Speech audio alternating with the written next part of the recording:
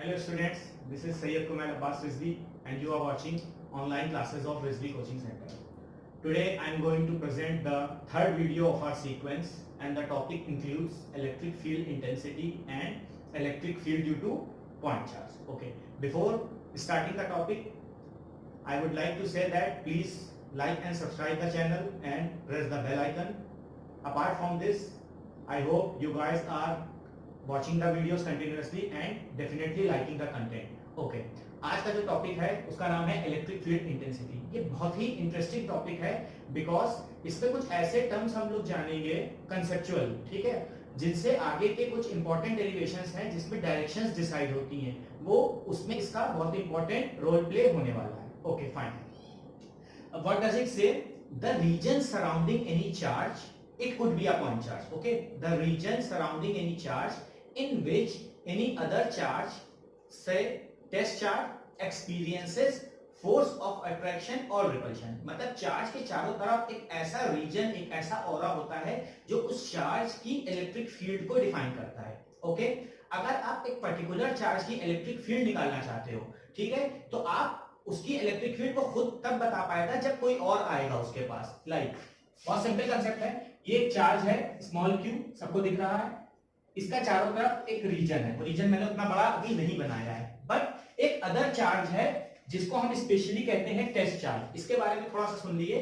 Test charge क्या होता है? टेस्ट चार्ज का मैग्नीट्यूड पॉइंट चार्ज से भी बहुत छोटा होता है। इससे पहले वाले लेक्चर में या फर्स्ट लेक्चर में पॉइंट चार्ज के बारे में बात हुई थी, तो पॉइंट चार्ज खुद ही the charge associated to a single point is known as point charge, but यहाँ पे टेस्ट चार्ज जो है उसका मैग्नीट्यूड इवन पॉइंट चार्ज से भी छोटा होता है, पहली बात, और उसको किसी चार्ज की फील्ड में ले जाने पर उसके खुद की फील्ड इतनी कम होती है कि उसका कोई इंपैक्ट दूसरे चार्ज की फील्ड पे नहीं पड़ता है।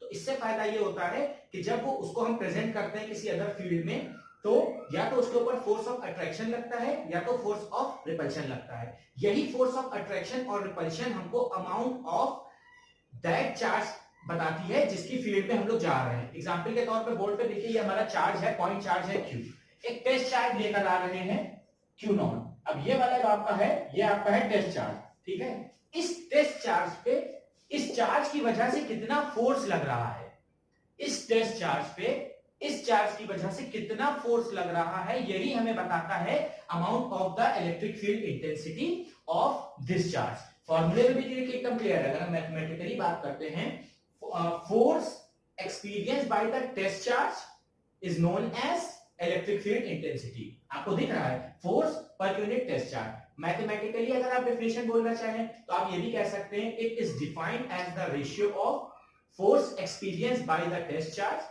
due to the presence of other point charge। Definition के तौर पर फॉर्मूला ये रहा F, ये रहा Q नॉट, ठीक है। इलेक्ट्रिक फील्ड इंटेंसिटी है तो वो कैपिटल E से डिनोट होगा और इसकी यूनिट भी यहीं पे देख लेते हैं हम लोग। यूनिट क्या बनती है आपकी इलेक्ट्रिक फील्ड इंटेंसिटी की?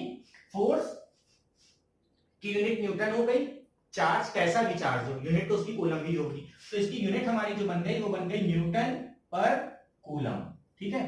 तो यहां पे हमारी इलेक्ट्रिक फील्ड इंटेंसिटी की डेफिनेशन कंप्लीट होती हुई। ओके,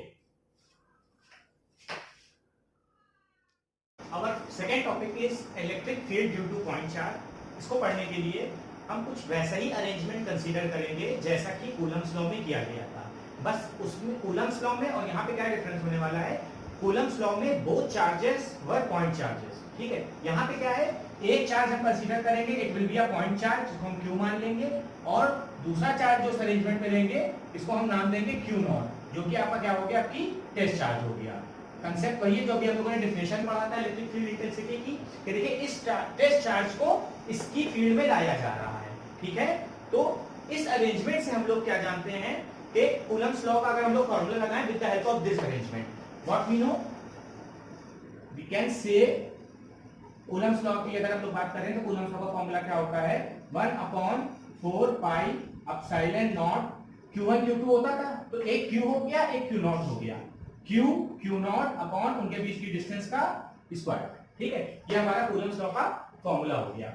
अब अगर आप इस Q नॉट को इससे सेपरेट कर लिए थोड़ा सा और इसको एक अरेंजमेंट बना लिए, 1/4 पाई epsilon not Q upon R square, और इस F अपॉन Q नॉट को एक तरफ कर लिए, तो what we have 1 upon 4 pi epsilon naught q upon r square. देखिए अभी थोड़ी देर पहले इलेक्ट्रिक फील्ड इंटेंसिटी की डेफिनेशन के बारे में बात हुई थी, तो वो क्या था, E equals to F upon Q naught. उसी की हेल्प लेंगे, F अपॉन Q नॉट की जगह हम लोग क्या लिख सकते हैं, वी कैन राइट E लिख सकते हैं। तो what we have, E equals to, right side वाला term will remain same, 1 upon 4 pi epsilon not Q upon R square. This is our final formula for electric field due to point charge. Okay, आज की video में ये दो topics include थे, electric field intensity, second one is electric field due to point charge. Apart from this, again मैं आपको remind कराना चाहूंगा कि do like and subscribe my channel and press the bell icon. Okay, thank you.